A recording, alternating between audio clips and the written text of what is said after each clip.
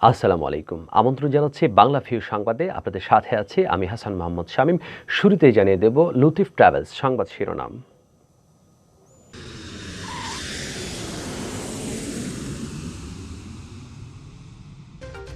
পররাষ্ট্রমন্ত্রীর প্রচেষ্টায় ওসমানী হাসপাতাল পেল 2 কোটি টাকা বরাদ্দ। 450 শয্যার আইসোলেশন সেন্টারের জন্য হবে সেন্ট্রাল অক্সিজেন লাইন ও অক্সিজেন প্ল্যান্ট স্থাপন। ত্যাগীদের অবমূল্যায়নের অভিযোগে বিএনপির কেন্দ্রীয় সহ স্বেচ্ছাসেবক বিষয়ক সম্পাদকের পদত্যাগ, দলের মধ্যে মিশ্র প্রতিক্রিয়া। হেফাজতে ইসলামের আমির হাফেজ মাওলানা জুনাইদ বাবুনগরের ইন্তেকাল, হাটহাজারী মাদ্রাসায় চিরনিদ্রায় শায়িত। চিত্রনায়িকা পরিমণির তৃতীয় দফায় আরও একদিনের রিমান্ড মঞ্জুর। কাঠগড়ায় দাঁড়িয়ে কাঁদতে দেখা যায় পরিমণিকে।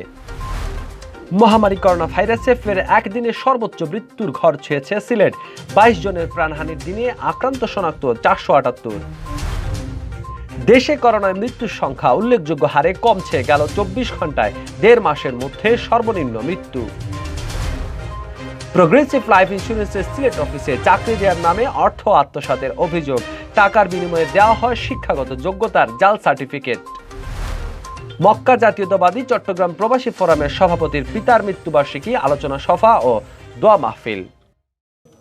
শুনছিলেন শিরোনাম, এবারে বিস্তারিত। গেল 2 মাস থেকে ভয়ঙ্কর সময় পার করছে সিলেট। করোনা আক্রান্ত, শনাক্ত ও মৃত্যুতে হয়েছে নতুন রেকর্ড। এমন পরিস্থিতিতে চালু করা সম্ভব হয়নি সিলেট ওসমানী মেডিকেল কলেজ হাসপাতালের নতুন ভবনের 450 শয্যার করোনা ইউনিট। শুধু সেন্ট্রাল অক্সিজেন ব্যবস্থা না থাকায় সম্ভব হয়নি নতুন এই ইউনিটের কার্যক্রম শুরু। তবে শেষ পর্যন্ত পররাষ্ট্রমন্ত্রী ডক্টর এ.কে আব্দুল মোমেনের প্রচেষ্টায় সেন্ট্রাল অক্সিজেন সংযোগের জন্য ওসমানী হাসপাতাল পেয়েছে 2 কোটি টাকা বরাদ্দ। পররাষ্ট্রমন্ত্রী ডক্টর এ.কে আব্দুল মোমেন এমপির ঐকান্তিক প্রচেষ্টায় ওসমানী হাসপাতালের 5ম তলা থেকে 8ম তলা পর্যন্ত সেন্ট্রাল অক্সিজেন লাইন ও অক্সিজেন প্ল্যান্ট স্থাপন কার্যক্রম বাস্তবায়নের লক্ষ্যে সিলেট সিটি কর্পোরেশনকে 2 কোটি টাকা প্রদান করা হয়েছে। এর মধ্যে এই বরাদ্দ সিসিকের কাছে এসে পৌঁছেছে। সম্প্রতি স্থানীয় সরকার, পল্লী উন্নয়ন ও সমবায় মন্ত্রণালয়ের এক আদেশে চলতি 2021-22 অর্থ বছরের বাজেটের বার্ষিক উন্নয়ন কর্মসূচিতে সিটি কর্পোরেশনের জন্য উন্নয়ন সহায়তা খাতে পররাষ্ট্রমন্ত্রীর অভিপ্রায়ে এই অর্থ বরাদ্দ দেওয়া হয়। বরাদ্দের 2 কোটি টাকা প্রাপ্তির বিষয়টি নিশ্চিত করেছেন সিসিকের প্রধান নির্বাহী প্রকৌশলী নূর আজিজুর রহমান। তিনি বলেন, অর্থ এসে গেছে, ওসমানী হাসপাতালে সেন্ট্রাল অক্সিজেন প্ল্যান্ট স্থাপনের কাজ দ্রুত শুরু করা হবে। অক্সিজেন প্ল্যান্ট স্থাপনের কাজ যারা করে এমন কয়েকটি প্রতিষ্ঠানের সঙ্গে এ নিয়ে আলোচনা চলছে। বর্তমান ভয়াবহ করোনা পরিস্থিতির বিবেচনায় সিলেট সিটি কর্পোরেশনের আয়োজনে গত 3 আগস্ট করোনা সংক্রমণ রোধ ও সিলেটের চিকিৎসা সেবার উন্নয়ন শীর্ষক জরুরি সভা অনুষ্ঠিত হয়। সিলেট সিটি কর্পোরেশনের মেয়র আরিফুল হক চৌধুরীর সভাপতিত্বে ও সিসিকের প্রধান নির্বাহী কর্মকর্তা বিধায়ক রায় চৌধুরীর সঞ্চালনায় সভায় ভার্চুয়ালি সংযুক্ত ছিলেন পররাষ্ট্রমন্ত্রী doctor A K Abdul Momen MP. সভায় করোনা ভাইরাসের সংক্রমণের ঊর্ধ্বগতি ও সিলেটের চিকিৎসা সেবার বর্তমান অবস্থা নিয়ে সংশ্লিষ্টদের মতামত নেওয়া হয়। বর্তমানে সিলেট সবকটি সরকারি বেসরকারি হাসপাতালের বেড অক্সিজেন সংকটের বিষয়টি গুরুত্বের সাথে তুলে ধরেন আলোচকরা। সভায় পররাষ্ট্রমন্ত্রী ডক্টর এ.কে আব্দুল মোমেন সিলেটের স্বাস্থ্যসেবার উন্নয়নে যথাযথ দ্রুত পদক্ষেপ নেওয়ার আশ্বাস প্রদান করেছিলেন। ওই দিন সভা শেষে সিলেট সিটি কর্পোরেশনের মেয়র আরিফুল হক চৌধুরী এক ব্রিফিংয়ের মাধ্যমে সাংবাদিকদের জানান, জরুরি সভায় 5 গুরুত্বপূর্ণ সিদ্ধান্ত নেওয়া হয়। এর মধ্যে সবচেয়ে বেশি গুরুত্ব দেওয়া হয় পর্যাপ্ত অক্সিজেন সরবরাহের বিষয়ে। সিলেটে যেসব কোম্পানি অক্সিজেন সরবরাহ করে তাদেরকে সাপ্লাইয়ের পরিমাণ বাড়াতে বলা হয়েছে। সিলেট জেলা মহানগর স্বেচ্ছাসেবক দলের সদ্য ঘোষিত আহ্বায়ক কমিটি নিয়ে বিদ্রোহের ঝড় উঠেছে সিলেট বিএনপিতে। ত্যাগী নেতাকর্মীদের অসম্মান ও অবমূল্যায়ন, সুবিধাবাদীদের পদায়ন এবং সর্বোপরি মূল আদর্শ থেকে দলের নেতারা সরে আসার অভিযোগ তোলে দল ছেড়েছেন সিলেটের আলোচিত বিএনপি নেতা ও সংগঠনের কেন্দ্রীয় সহ স্বেচ্ছাসেবক বিষয়ক সম্পাদক অ্যাডভোকেট শামসুজ্জামান। বুধবার রাতে সংবাদ সম্মেলন করে তিনি বিএনপির রাজনীতি থেকে সম্পর্কের ইতি টেনেছেন। তার এই দল থেকে দলের অনেক বড় ক্ষতি হিসেবে দেখছেন বিএনপির কেউ, আবার কারো অভিমত ব্যক্তির স্বরে দাঁড়ানোতে সংগঠনের ক্ষতির কোনো আশঙ্কা নেই। সিলেটের রাজপথে বিএনপির অন্যতম শক্তি ছিলেন ছাত্রদলের রাজনীতি দিয়ে উঠে আসা বিএনপি নেতা অ্যাডভোকেট জামান। সরকার বিরোধী আন্দোলনে সবসময় সরব ছিল তার বলয়ের নেতাকর্মীরা। বিভিন্ন আন্দোলন সংগ্রামে সামনে থেকে জেলা বিএনপির সাবেক এই সাংগঠনিক সম্পাদক দলের নেতাকর্মীদের নেতৃত্ব দিয়েছেন। 2011 সালে অ্যাডভোকেট জামান সিলেট জেলা স্বেচ্ছাসেবক দলের আহ্বায়ক ও পরবর্তীতে সংগঠনটির কেন্দ্রীয় সহসভাপতি নির্বাচিত হন। বিএনপির বর্তমান কমিটিতে তিনি কেন্দ্রীয় সহ স্বেচ্ছাসেবক বিষয়ক সম্পাদকের দায়িত্ব পান। মূলত অ্যাডভোকেট জামান জেলার আহ্বায়কের দায়িত্ব পাওয়ার পরপরই সিলেটে স্বেচ্ছাসেবক দলের রাজনীতি চাঙ্গা হয়। মঙ্গলবার রাতে কেন্দ্র থেকে সিলেট জেলা ও মহানগর স্বেচ্ছাসেবক দলের নতুন কমিটি ঘোষণা করা হয়। ৬১ সদস্যের প্রতিটি ইউনিটে প্রাধান্য পান খালেদা জিয়ার উপদেষ্টা খন্দকার আব্দুল মুক্তাদিরের অনুসারীরা। বাদ পড়েন জামান অনুসারীদের বেশিরভাগই। এই অবস্থায় ক্ষুব্ধ হয়ে বুধবার রাতেই সংবাদ সম্মেলন ডেকে বিএনপির রাজনীতিকে ইস্তফা দেন অ্যাডভোকেট জামান। আমি আজকে আমার পদত্যাগপত্র ঘোষণা করলাম। আমি আজকে থেকে বিএনপি ছেড়ে দিলাম। বিএনপির কোনো দায়বদ্ধতা আমার উপর আর রইল না। আমি বিএনপি ছেড়েছি ব্যক্তিগত কোনো কারণে ছাড়ি নাই বিএনপি। আমি অন্যান্য নেতৃবৃন্দের মতো বলবো না আমি শারীরিক অসুস্থ। আমি শারীরিকভাবে অসুস্থ না। আমার বয়সে আমার বন্ধুবান্ধব যারা আছে সবার চেয়ে আমি শারীরিকভাবে সামর্থ্য। এবং আমি একটা লিখিত বক্তব্য নিয়ে আসছি আপনাদের উদ্দেশ্যে, যাতে প্রত্যেককে সরবরাহ করা হবে। আমি স্বেচ্ছায় সজ্ঞানে আজকে বীতশ্রদ্ধ হয়ে এই ইনসাফ বহির্ভূত কাজ কারবার দেখে। সংবাদ সম্মেলনে অ্যাডভোকেট জামান বলেন, দল ক্ষমতায় থাকাকালেও তিনি কখনো হালুয়া রুটির ভাগ নেননি। তিনি বিএনপির সহ স্বেচ্ছাসেবক বিষয়ক সম্পাদক হওয়া সত্ত্বেও তার মতামত উপেক্ষা ও তাকে কোনো কিছু না জানিয়ে স্বেচ্ছাসেবক দলের কমিটি ঘোষণা করা হয়েছে। এতে দলের দীর্ঘদিনের পরীক্ষিত ত্যাগী নেতারা অবমূল্যায়িত ও অপমানিত হয়েছেন। বিএনপি এখন জিয়াউর রহমানের আদর্শে নেই, দল মানুষের কথা চিন্তা করে না। আজকে বিএনপির কাছে বিএনপির নেতৃবৃন্দ দলটাকে লুটপাট করে যে টাকা বানিয়েছিল, তারা ইচ্ছা করলে 4-5টা হসপিটাল তৈরি করতে পারত। তারা ইচ্ছা করলে গভর্নমেন্টকে 100 কোটি টাকা দিতে পারতো, দিয়ে বলতে পারতো যে অক্সিজেন আনেন। গভর্নমেন্ট না নিলে সেটা অন্য কথা। গভর্নমেন্ট না নিলে তখন একটা পয়েন্ট থাকতো যে গভর্নমেন্ট দেয় নাই, আমরা তো দিছি। দেশের মানুষের জন্য আমাদের অবদান কোথায়? আমরা তো দেশের জন্য কাজ করি না। শামসুজ্জামান জামানের এই পদত্যাগকে স্রেফ নিজের ব্যক্তিগত রাগ অনুরাগ হিসেবেই দেখছেন স্বেচ্ছাসেবক দলের সাবেক ও বর্তমান নেতারা। দলের বিরুদ্ধে তোলা তার অভিযোগ নিয়েও দ্বিমত তাদের। ব্যক্তির চেয়ে দলের স্বার্থ বড় করে দেখলে জামান এভাবে সরে দাঁড়াতেন না বলেও মন্তব্য তাদের। উনি তো স্বেচ্ছাসেবক দলের সিলেটের হবেন কেন? সারা দেশেরই নেতাকর্মীদের হওয়ার কথা। স্বেচ্ছাসেবক যেহেতু একটা দল, কেন্দ্রীয় কমিটি যে কমিটি দিয়েছে, একজন আদর্শিক কর্মী হিসাবে দলের সিদ্ধান্ত মেনে কাজ করাই হচ্ছে একজন আদর্শিক কর্মীর কাজ, শৃঙ্খলার কাজ। দলের নেতৃত্বের প্রতি আনুগত্যশীল থাকাই হচ্ছে আসল কাজ। বিএনপি করতে হলে বুকের পাটা লাগে। বর্তমান সরকারের সময় বিএনপি করতে হলে বুকের পাটা লাগে। যাদের বিএনপি করার সৎসাহস আছে, বুকের পাটা আছে, তারাই বিএনপি করে যাচ্ছে এবং যাবে ইনশাআল্লাহ। তবে দলের একাংশের নেতারা মনে করেন, সিলেটের রাজপথে বিএনপির বড় শক্তি ছিলেন অ্যাডভোকেট জামান। ত্যাগী নেতাকর্মীদের অবমূল্যায়ন ও অপমান করে তাকে পদত্যাগের দিকে ঠেলে দেওয়া হয়েছে। এতে রাজপথে নেতিবাচক প্রভাব পড়বে বলে মনে করছেন তারা। এখনো আজকেও যদি রাজপথে আওয়ামী লীগের সাথে কোনো মোকাবিলা করতে হয়, তাহলে এই ছাত্রদল বলেন, যুবদল বলেন, আর এই বর্তমান যে স্বেচ্ছাসেবক দল বলেন, 1 মিনিটও টিকতে পারবে না শামসুজ্জামান ছাড়া। 1 মিনিটও না, দাঁড়াতেই পারবে না, পারবে শামসুজ্জামান। এই ধরনের কর্মী সে সৃষ্টি করছে। বিএনপি থেকে সরে দাঁড়ালেও দেশ ও মানুষের জন্য কাজ করে যাওয়ার প্রত্যয় ব্যক্ত করেছেন অ্যাডভোকেট জামান। তবে কি তিনি তার অনুসারীদের নিয়ে নতুন প্ল্যাটফর্ম তৈরি করছেন, এমন প্রশ্ন এখন ঘুরপাক খাচ্ছে রাজনৈতিক সচেতন মহলে। হাসান মোহাম্মদ শামীম, বাংলাভিউ, সিলেট। হেফাজতে ইসলাম বাংলাদেশের আমির হাফেজ মাওলানা জুনায়েদ বাবুনগরী আর নেই। ইন্না লিল্লাহি ওয়া ইন্না ইলাইহি রাজিউন। বৃহস্পতিবার চট্টগ্রামের সিএসিআর হাসপাতালে দুপুর 12:30টার দিকে তিনি মারা যান। রাত 11টায় চট্টগ্রামের হাটহাজারী দারুল উলুম মইনুল ইসলাম মাদ্রাসা জানাজা শেষে তাকে সেখানেই দাফন করা হয়েছে। বাবুনগরী গুরুতর অসুস্থ হয়ে পড়লে বৃহস্পতিবার সকাল 11টার দিকে হাটহাজারী মাদ্রাসা থেকে ফায়ার সার্ভিসের অ্যাম্বুলেন্সে তাকে চট্টগ্রামে চিকিৎসার জন্য নিয়ে যাওয়া হয়।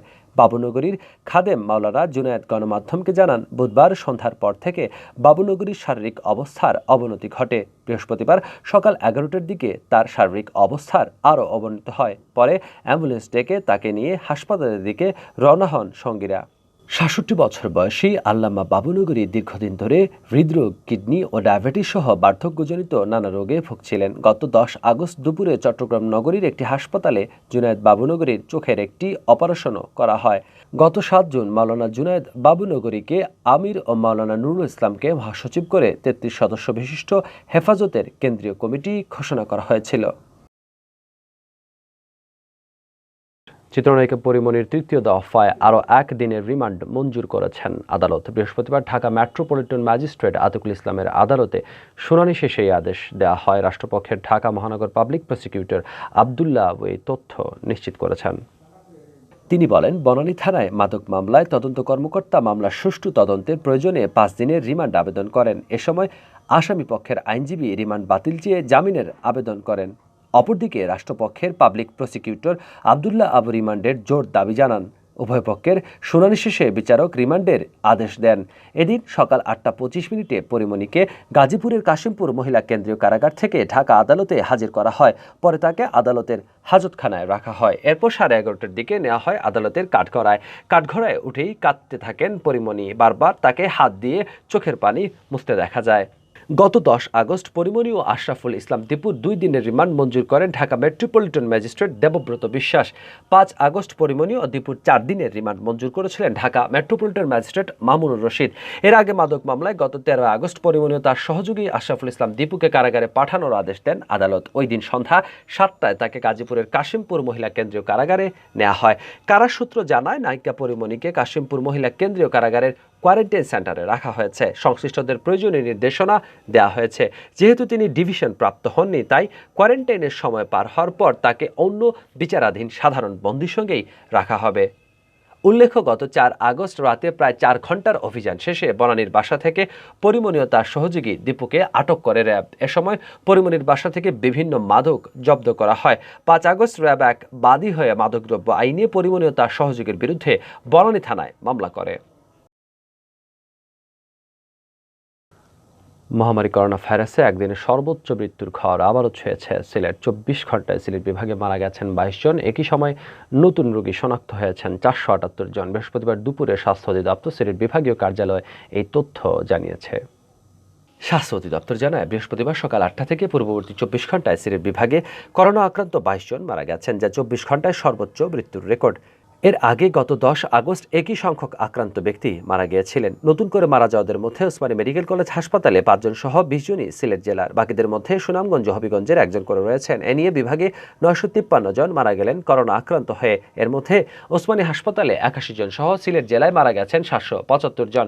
বাকিদের মধ্যে সুনামগঞ্জের ৬৩ জন, মৌলভীবাজারের ৬৯ জন ও হবিগঞ্জের ৪৬ জন রয়েছেন। এদিকে সর্বশেষ ২৪ ঘন্টায় বিভাগে ৪৭৮ জনের শরীরে করোনার সংক্রমণ শনাক্ত হয়েছে। শনাক্তদের মধ্যে ওসমানী হাসপাতালে ৫০ জন সহ ১০ জন, সিলেটের সুনামগঞ্জের ৮৮ জন, মৌলভীবাজারের ১৫৯ জন ও হবিগঞ্জের ৩১ জন। ২০৩৩ জনের নমুনা পরীক্ষায় তারা আক্রান্ত শনাক্ত হন। শনাক্তের হার ২৩.৫১%।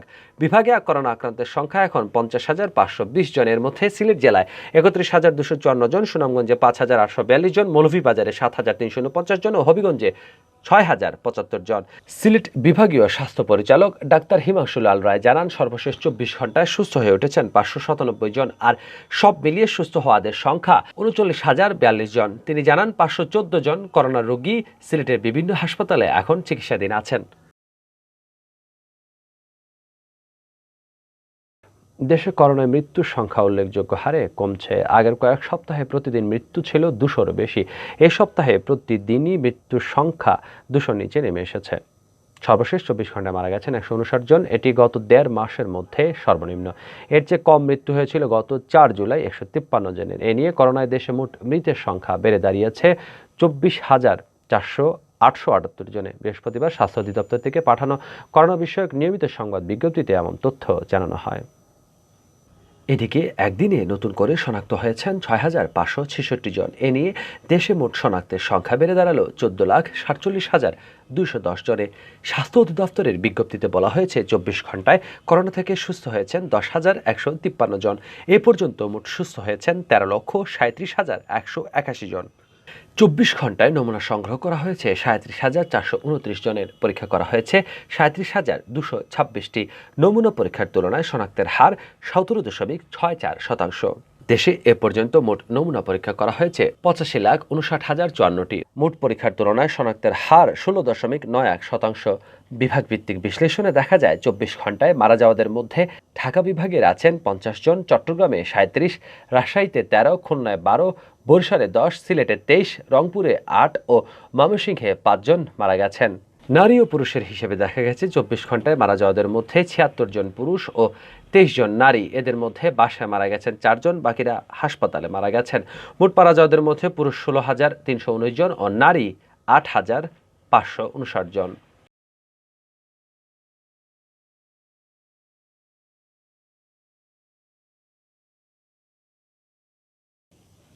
প্রোগ্রেসিভ লাইফ ইন্স্যুরেন্স কোম্পানির সিলেট অফিসের কর্মকর্তাদের বিরুদ্ধে চাকরি দেওয়ার নামে অর্থ আদায় ও প্রতারণার অভিযোগ উঠেছে। চাকরি প্রত্যাশীদের জাল সার্টিফিকেটও করে দেন তারা, বিনিময়ে নেন টাকা। অর্থ হাতিয়ে নেওয়ার পর চাকরির পরবর্তী বলা হয় কমিশনে কাজ করতে। ভুক্তভোগীদের কাছ থেকে এমন অভিযোগ পাওয়া গেছে। শিক্ষাগত যোগ্যতার জাল সার্টিফিকেট তৈরির অভিযোগ অবশ্য অস্বীকার করেছেন সংশ্লিষ্ট কর্মকর্তারা। সিলেট নগরীর জিন্দাবাজারস্থ মিলেনিয়াম মার্কেটের 6ষ্ঠ তলায় প্রোগ্রেসিভ লাইফ ইন্স্যুরেন্স কোম্পানির কার্যালয়। অফিসে মাসিক 10,000 টাকা বেতনে চাকরি দেওয়ার কথা বলে বেশ কয়েকজন তরুণ তরুণীর কাছ থেকে টাকা নেন কোম্পানির কর্মকর্তারা, কিন্তু পরে চাকরি না দিয়ে কমিশন ভিত্তিক কাজ করার অফার দেওয়া হয়। চাকরির জন্য নেওয়া টাকা ফেরত চাইলে জানানো হয় এই টাকার একটি অংশ দিয়ে তাদের নামে বীমা করা হয়েছে, আর বাকি টাকা খরচ করা হয়েছে 8ম শ্রেণী পাস জাল সার্টিফিকেট তৈরিতে। সার্টিফিকেট দিছে আমার এই যে সার্টিফিকেটটা 500 টাকা, আর বাদে আমি তাইতে দিলাম যে এইটা সার্টিফিকেট আপনি মানা দিবানা পারে, এটা দিয়ে আমি অন্য কোনো কাজ করতে পারবো না। তুমি আমার অফিসের ভিতরে কথা বাইরে কোনো কাজ করতে। প্রোগ্রেসিভ লাইফ ইন্স্যুরেন্স কোম্পানির সিলেট অফিসে গিয়ে ইনচার্জ গোলাম মোস্তফা বাচ্চুকে পাওয়া যায়নি। হিসাব রক্ষক জানান তিনি ঢাকা হেড অফিসে মিটিংয়ে গেছেন। চাকরির নামে অর্থ আদায়ের বিষয়টি তার জানা নেই। এইটা আমরা কমিশন ভিত্তিক জনবল নিয়োগ দেওয়া হয় কেন, যে কমিশনে যার একটা পদবি আছে, যে পদে আসেন তান পদবি অনুযায়ী তানটানোর কমিশন দেওয়া হয় ও কমিশন ভিত্তিকে জনবল নিয়োগ দেওয়া হয়। এই কার্যক্রম আমাদের অফিসে পাওয়া যায় শিরিন বেগম নামের এক কর্মকর্তাকে, যার কাছে নগরীর মদিনা মার্কেটের সাগর আহমদ সহ আরও কয়েকজন টাকা দিয়েছিলেন। শিরিন বেগম স্থায়ী চাকরি দেওয়ার আশ্বাসের কথা অস্বীকার করেন, তবে অফিসে জাল সার্টিফিকেট তৈরির কথা স্বীকার করেন তিনি বলেন, যাদের কোনো ধরনের সার্টিফিকেট নেই তাদেরটাই শুধু অফিস থেকে করে দেওয়া হয়। মনত কইল 8-9 তো পড়ে, এটা তো আমরা বুঝাইছি টেকনিক্যালি, তারা বুঝাইছি, তারা রাজি হয়েছে, তারা কইছে এটা তারা লাগে ব্যাপারও না তারা এটা লুকান্ত পারবে। তারা যোগ্যতার উপরে ইন্টারভিউ নিছি, আমরা কাগজটা লিখতাম নি 10-12 বার কইছি, আমরা এমনিতে লেখি না, তারা ইন্টারভিউ নিয়ে তারপরে আমরা মানে কাগজটা লেখি। 3,500 টাকার মতন, 3,500 টাকা। প্রথমে এইটা কাজটা করতে গেলে একটা অ্যাকাউন্ট করা লাগে। আচ্ছা, অ্যাকাউন্ট করা লাগে, অ্যাকাউন্ট করিয়া তারপরে এইটা মনে করল জয়েন্ট। চাকরি দেওয়ার নামে আত্মসৎকৃত অর্থ ফেরত ও কোম্পানির অসাধু কর্মকর্তাদের বিরুদ্ধে ব্যবস্থা নেওয়ার দাবি জানান ভুক্তভোগীরা। সৌদি আরবের মক্কায় জাতীয়তাবাদী চট্টগ্রাম প্রবাসী ফোরামের সভাপতি রাশেদুল আমিন চৌধুরীর পিতা আমিরাবাদের ভারপ্রাপ্ত চেয়ারম্যান নুরুল আমিন চৌধুরীর মৃত্যুবার্ষিকী উপলক্ষে দোয়া ও আলোচনা সভা অনুষ্ঠিত হয়েছে। মক্কার স্থানীয় একটি হোটেলে এই সভা অনুষ্ঠিত হয়। সাংবাদিক খলিল চৌধুরীর পরিচালনায় ও সংগঠনের সভাপতি রাশেদুল আমিনের সভাপতিত্বে এতে প্রধান অতিথি ছিলেন সংগঠনের প্রধান উপদেষ্টা ও মক্কা বিএনপির সভাপতি আবুল কালাম আজাদ। এতে প্রধান বক্তা হিসেবে বাংলাদেশ থেকে ভিডিও কনফারেন্সে যোগ দেন চট্টগ্রাম দক্ষিণ জেলা বিএনপির আহ্বায়ক আবু সুফিয়ান। বিশেষ অতিথির বক্তব্য রাখেন জাহাঙ্গীর আলম, মহিউদ্দিন, কামাল উদ্দিন সহ আরও অনেকেই। সভা শেষে মরহুমের রুহের মাগফিরাত কামনা করে মোনাজাত করা হয়। পরবর্তী সিলেটের সংবাদ দেখার আমন্ত্রণ জানিয়ে শেষ করছি বাংলাভিউ সংবাদ। এতক্ষণ সঙ্গে থাকার জন্য ধন্যবাদ। খুদা হাফেজ।